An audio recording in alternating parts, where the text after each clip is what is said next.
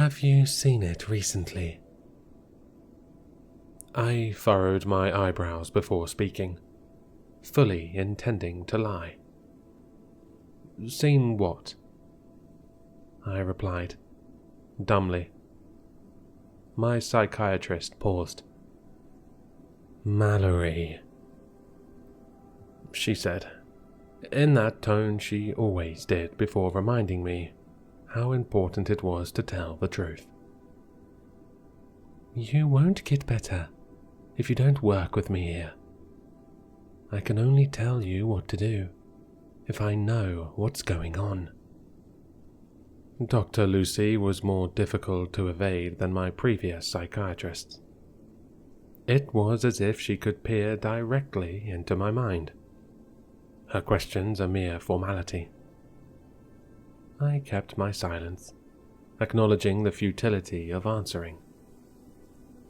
She nodded, pulling out her all-too-familiar script pad. I'm going to up the clozapine. It really should be effective at this dose, but there's a great degree of individual variance in how people metabolize it.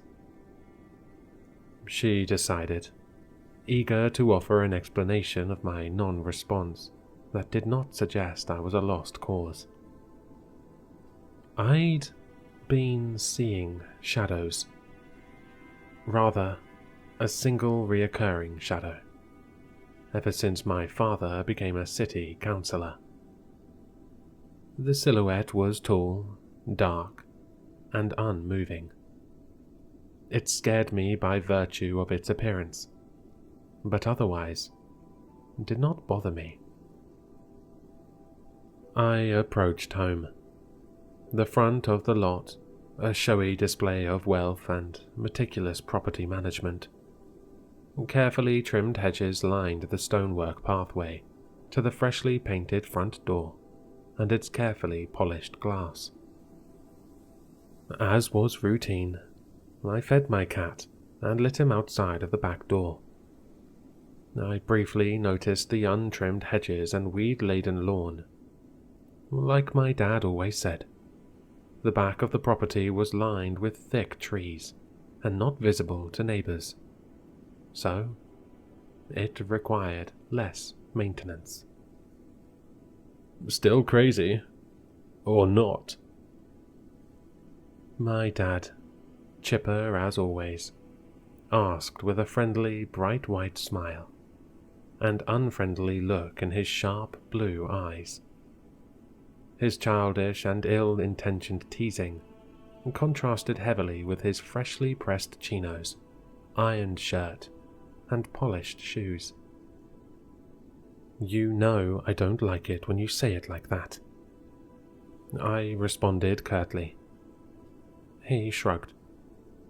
Just preparing you for the real world. If you don't learn to hide this mental stuff, you'll be eaten alive, he said, looking out the window into the backyard. Or just sent to a ward. He added the last sentence as a reminder of his leverage over me. He'd threatened several times to have me admitted into a psychiatric facility if I didn't improve.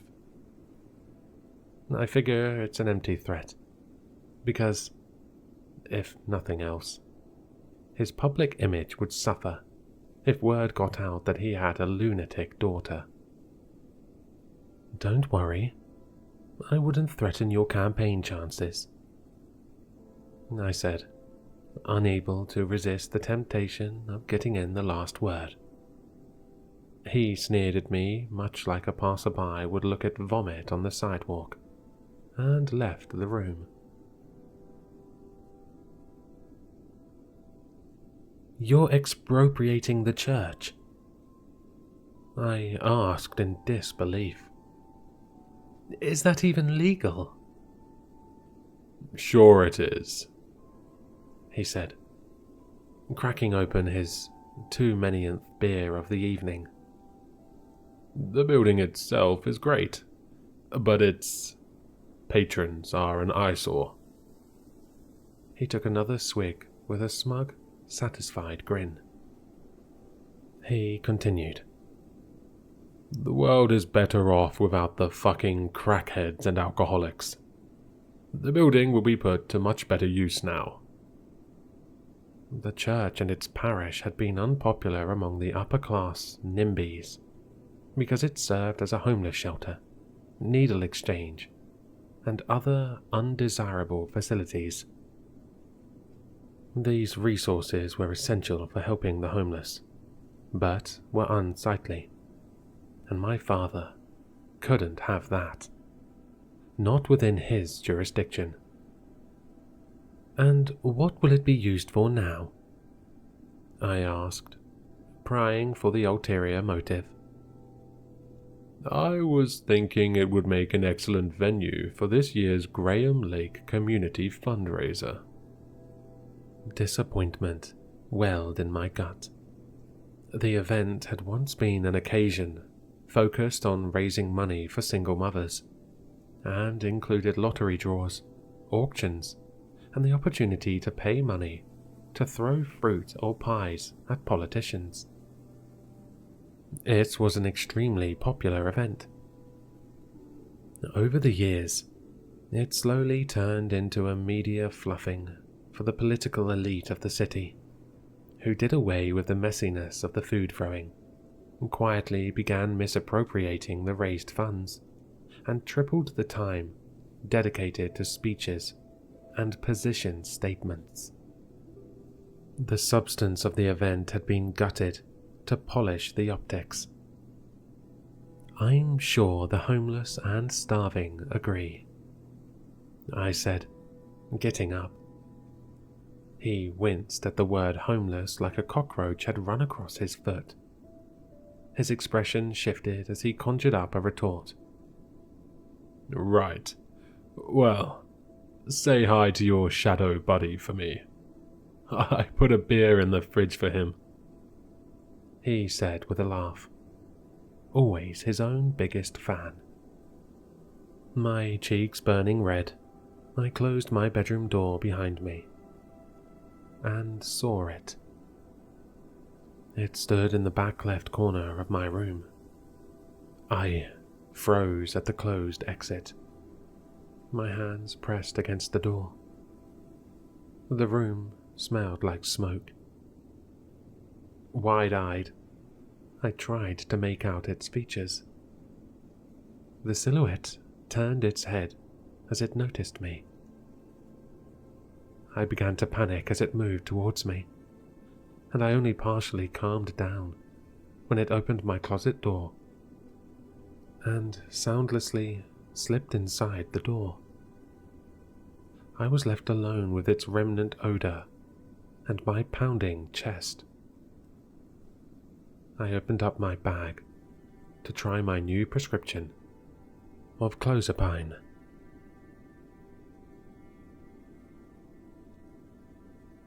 "Cheers to that, my friend," my dad said, donning a wide and friendly smile as he raised his glass.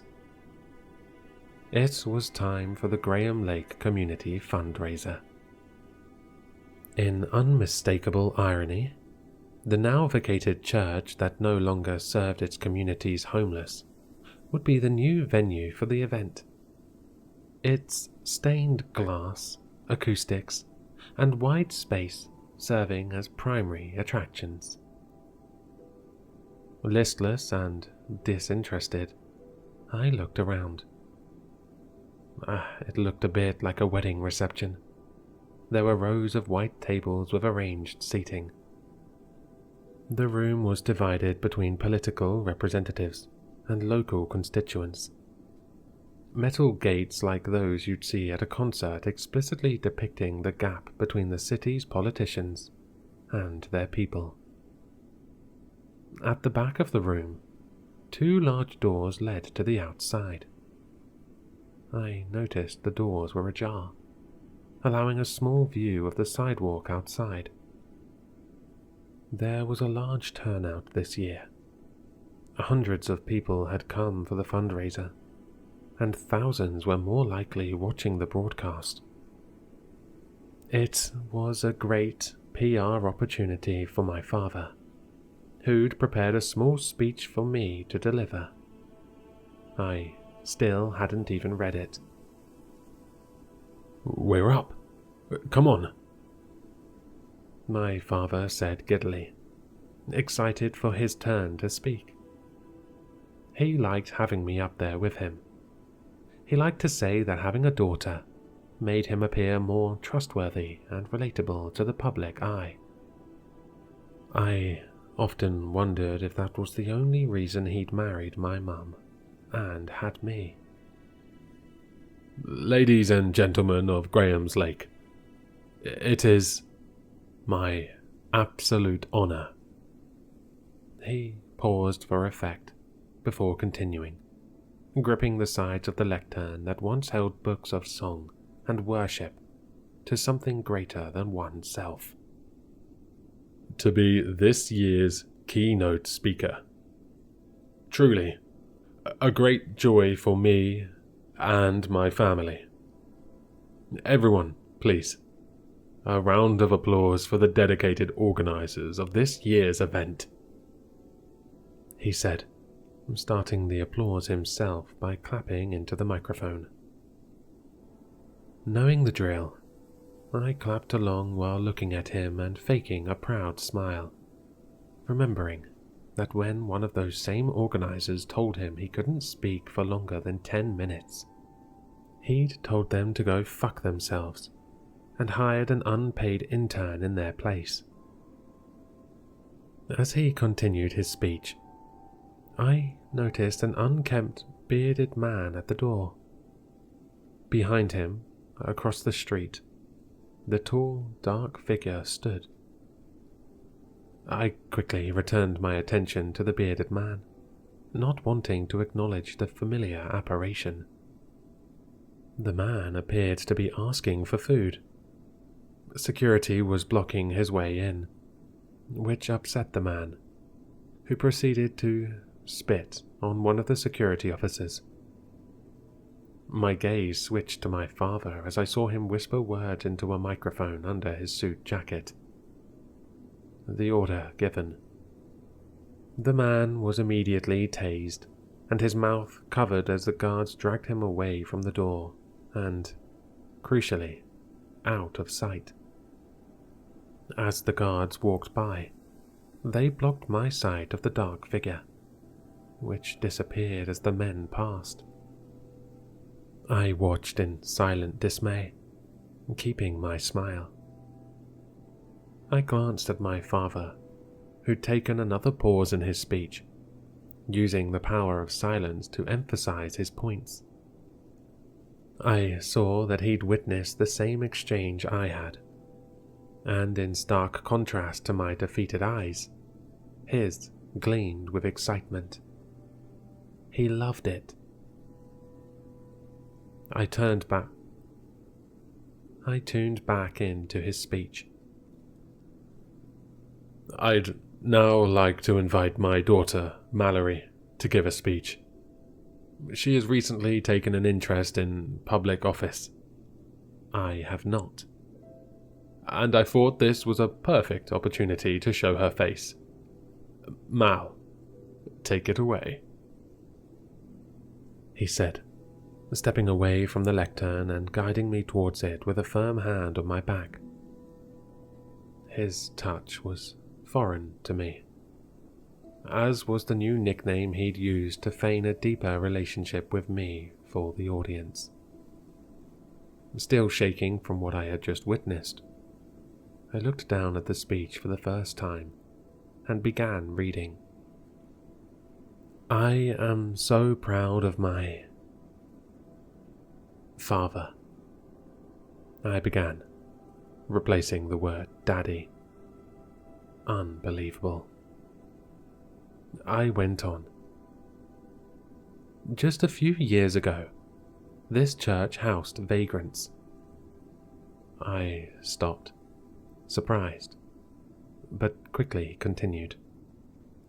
"And now it houses our city's best and brightest for a celebration of dignity and charity." I read the words. Pause for applause. And tears welled in my eyes, my father's cruel and disingenuous words coming from my mouth. I added, May the funds raised today bring food to the lips of many hungry families and essential medical care to the children who need it. Just another gesture from your city councillor, a true shepherd of your best interests. I trailed off as my gaze wandered back to the open doors. The aforementioned bearded man was back, now bloodied and unconscious, and being dragged into a police car. The silhouette was back in its place across the street, and watched as the man was loaded into the police car. I felt blood rush in my ears. I'd worked for years, against my will, to maintain my father's image. I appeased him to protect myself. And for what? The abuse never stopped. I felt like a caged animal whenever my father uncapped a beer. I had undergone years of therapy and still saw things that weren't there, including that god-damned shadow I could still see through the open doors. Now, I witnessed a cruel display of violence that was made possible and actively covered up by my own complicity and willingness to say my father's words. The anger squeezing my chest, I looked away from the script and towards the crowd, donning a snarl of disgust. Unless you're homeless, in which case, eat shit. Or don't eat. Who cares? I declared, my voice wavering but matter of fact. We certainly don't. Look at what we did to this church. It met an important need for a vulnerable I kept speaking, but the microphone was cut. My father looked at me, sternly, and with obvious surprise. I left the stage briskly, and saw the silhouette disappear behind the front door, which was still ajar. My father stepped to the microphone to add some damage control. My sincere apologies for my daughter. As many of you know, she is not always sound of mind. May I direct your attention to the open bar to the left of the stage? And followed after me. I didn't know where I was going, but it had better be quick. I was sobbing in fear and shame of my father and his dehumanizing closing statement. Without a plan, I ran down the steps to the basement, I guess. I turned on the lights, which flickered several times before illuminating the hazy space. The bottom level of the church was dilapidated. The drooping ceiling showed obvious signs of water damage, animal and insect infestation, and general neglect. The whole thing smelled like smoke. The floor was littered with garbage and boxes that had not been tidied since the parishioners had been evicted from the building. Seeing the packages of wasted sterile needles, first aid kits, and now spoiled food, I wondered if anyone else knew that the pristine display upstairs was propped up on a corrupted foundation. The familiar shadowy figure stood opposite the room to me. It seemed taller. Too tall to be human. I blinked, and it disappeared. Mallory, what the fuck was that?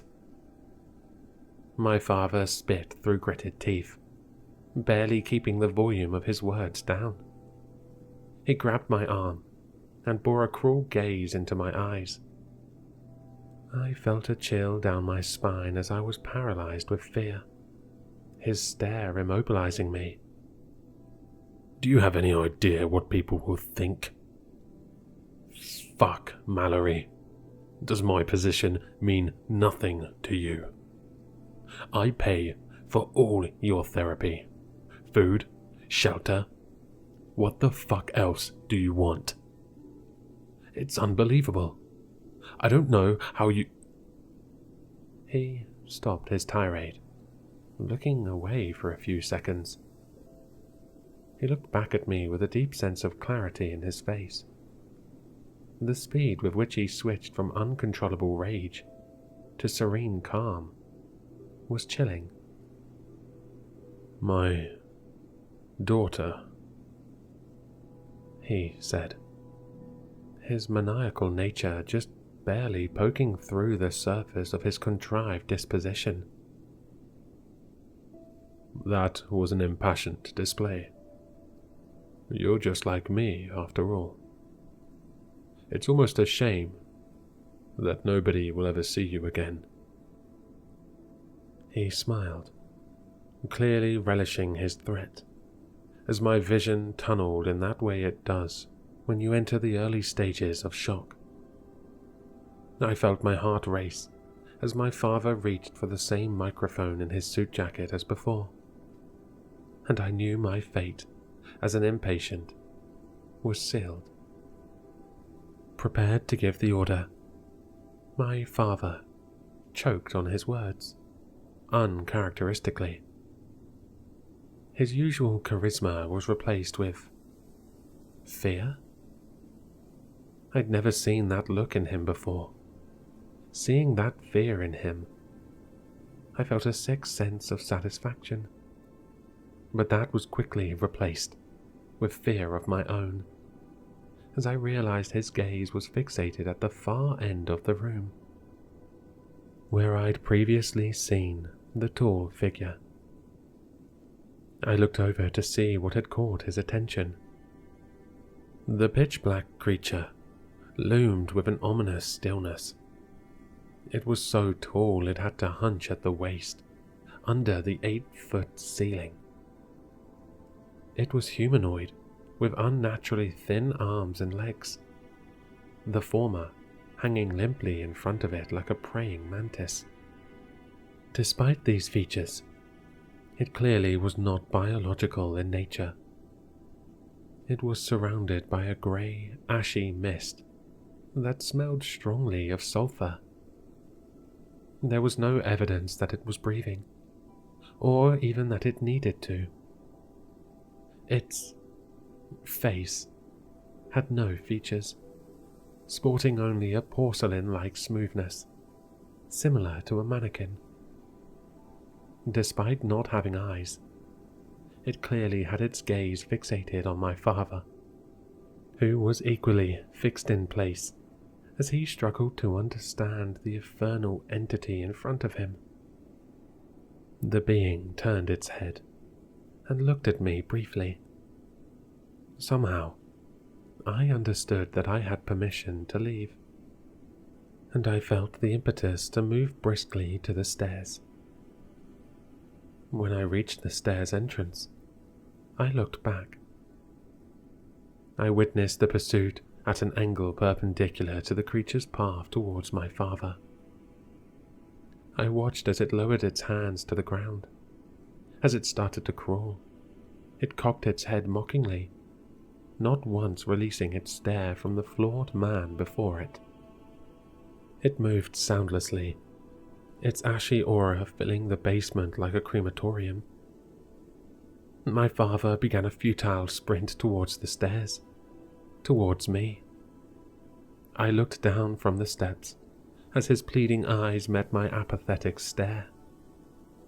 In a smooth motion, and without breaking stride to its original destination, the emotionless being merely followed my father's movement with its gaze, reached out its arm, and clamped its long fingers around my father's ankle, like a bear trap. There was a stomach-turning crunch as my father helplessly yelped in pain. It walked towards a door at the other side of the room, dragging the pale-faced man in tow, as the latter made desperate attempts to escape the cryptid's grip. The journey from one end of the room to the other felt like an eternity. As it finally disappeared behind the door, I noticed that a necrosis had begun creeping up the Machiavellian city councillor's limbs from the point of contact with the demon's hand. Screaming, my father made one last desperate attempt to break free by clawing at the floor. Before he had even disappeared through the frame, his limbs had impossibly appeared to have undergone rigor mortis, but his eyes were still frantically looking for a salvation that would never come. Like so many beautiful things he'd ruined, my father disappeared.